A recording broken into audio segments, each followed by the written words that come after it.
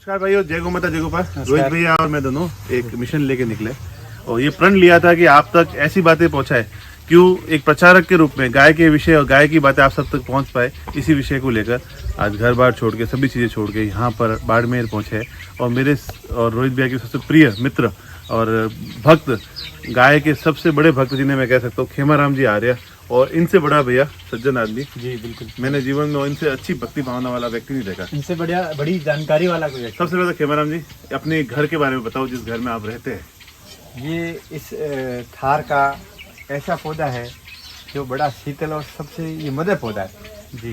जैसे गौ माता सबकी माँ, ऐसे इस पौधे में अनेकों सब पशु मतलब पक्षी वगैरह और नीचे कई प्रकार के पौधे, क्योंकि ये शीतल रहता है और पौधों ये पानी दूसरों का नहीं लेता है, पाताल से लाता है। और गर्मी में 50 डिग्री में भी जो है ये ठंडा रहता है और सर्दी में भी गर्म रहता है।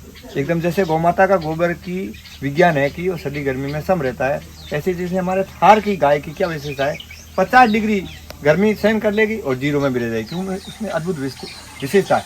ऐसे ही हमारी जाल माता है इस थार की, तो ये इतनी बड़ी है, कितनी भी लू चलेगी, क्योंकि जाल का अर्थ होता है तो पानी ज़्यादा है, तो पानी ज़्यादा है, ठंडा हो जाएगी, हवा इसमें ठंडी होगी एकदम प्रकृति कैसी। और नीचे हमने गोबर लीप दिया, तो गोबर भी वैसे अपना उसमें जल की मारा ठंडा है औषधि, और यहाँ पर हम बैठेंगे तो जो रासायनिक किरणें आएगी तो ये गोबर सोख लेगा।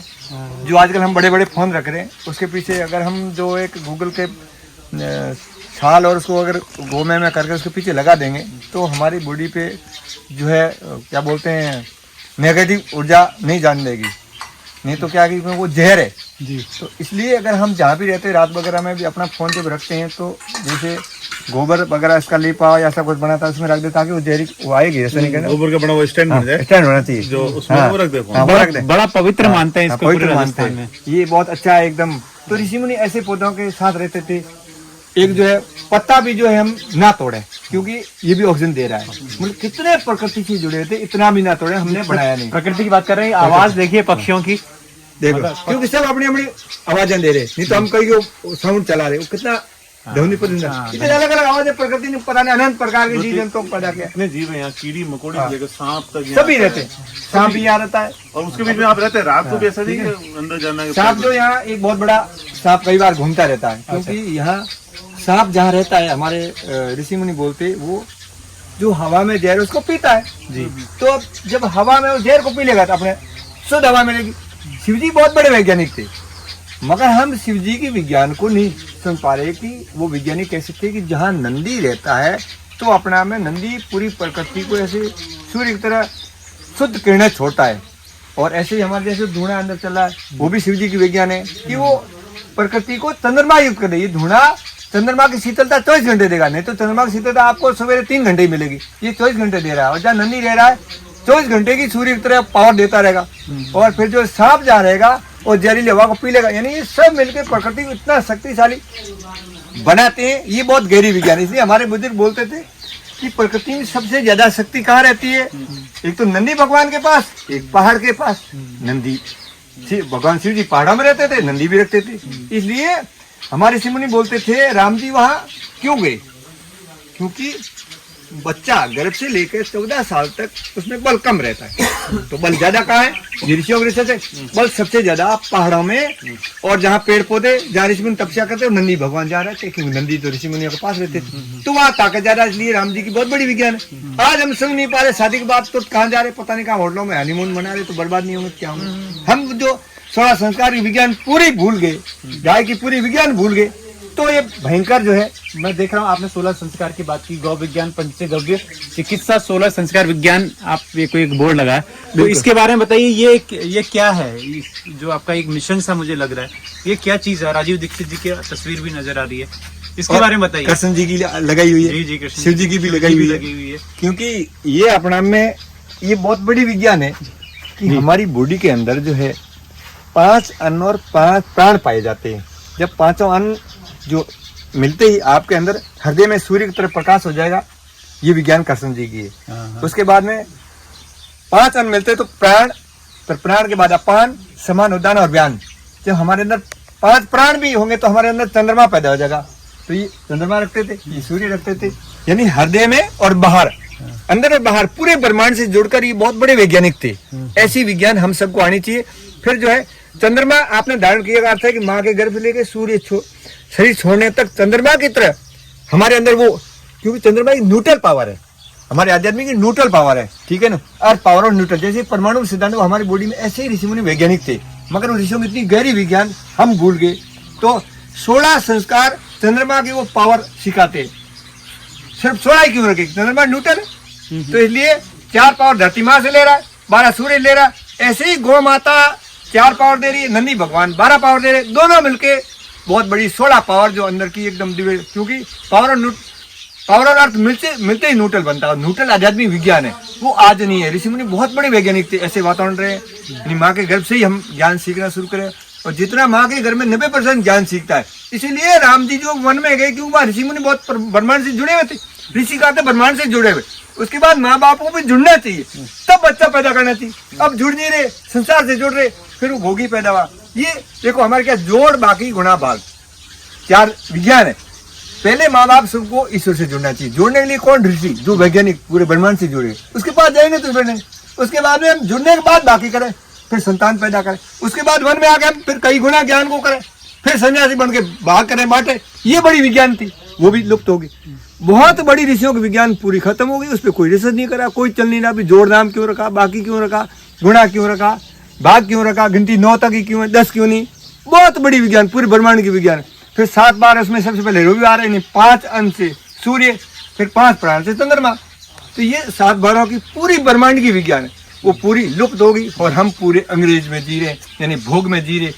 भोग तो रोग ही सिखाएगा। अपने को जानना पड़ेगा, भारत की परंपरा को जानना पड़ेगा। भारत पूरे विश्व का गुरु था, पूरा ब्रह्मांड परमात्मा ने बनाया, दुनिया आती थी, क्योंकि ज्ञान का केंद्र ही भारत है। ये है ज्ञान का केंद्र। ऐसे पूरे वर्ल्ड का सिर था, अब सिर कट जाएगा तो आदमी क्या होगा? तो आज समझ लो पूरे वर्ल्ड का खत्म हो, क्योंकि हमारा ज्ञान, ऋषियों का ज्ञान, ब्रह्मांड का ज्ञान हमारे पास है नहीं। प्रकृति का ज्ञान, कैसे रहना, एक परमाणु में क्या सिद्धांत है, शरीर में क्या सिद्धांत है, ब्रह्मांड में क्या सिद्धांत, ऐसी दिव्य विज्ञान हम सबको जाननी चाहिए। मगर कुछ लोग आज थ्योरी ज्ञान पे ज्यादा चले। ये ऋषियों के विज्ञान पूरी प्रैक्टिकल है। कई बार बोलते आप जाओ दुनिया को बताओ, दुनिया बताए क्यों? दुनिया यहाँ ऐसी कि राम जी क्यों गए वहां, राम जी ने क्यों नहीं बुलाए? जहाँ ऋषि मुनि तपस्या करे, प्रकृति के बीच में रहे, वहां प्रकृति की बात समझो। थ्योरी बिल्कुल नहीं चलेगी, प्रकृति का नियम सब कुछ प्रैक्टिकल ही है, उसके साथ जियो।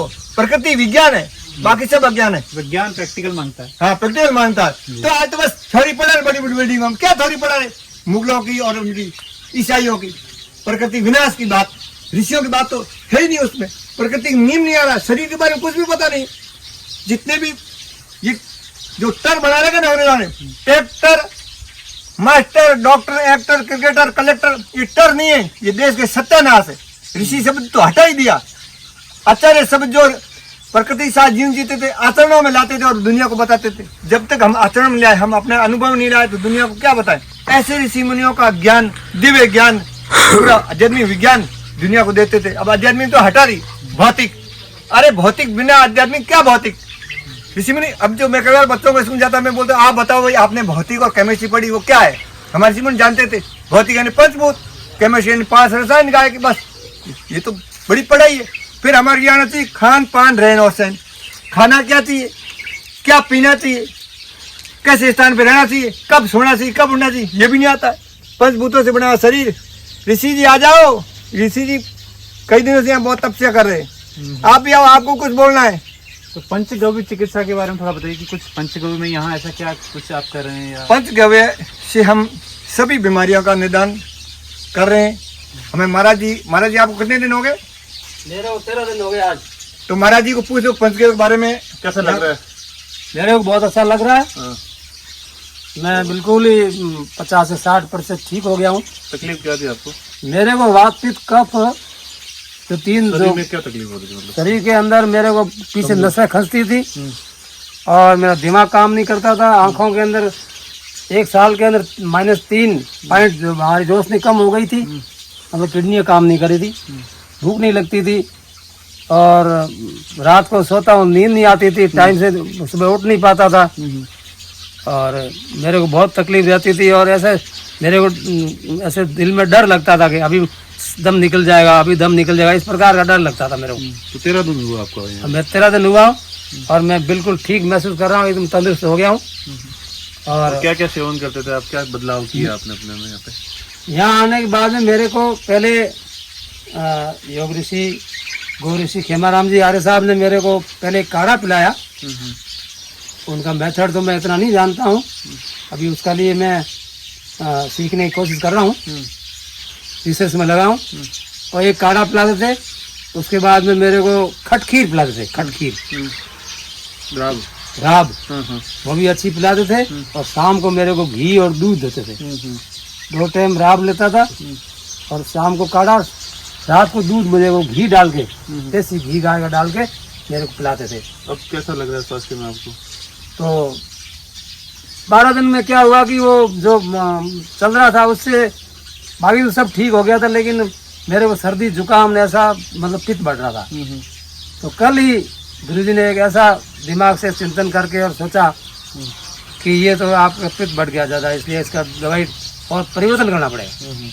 तो सुबह ही परिवर्तन किया और मैं अब बिल्कुल ठीक हो गया हूँ, इतना स्वस्थ महसूस कर रहा हूँ कि मैं बीमार कभी था ही नहीं।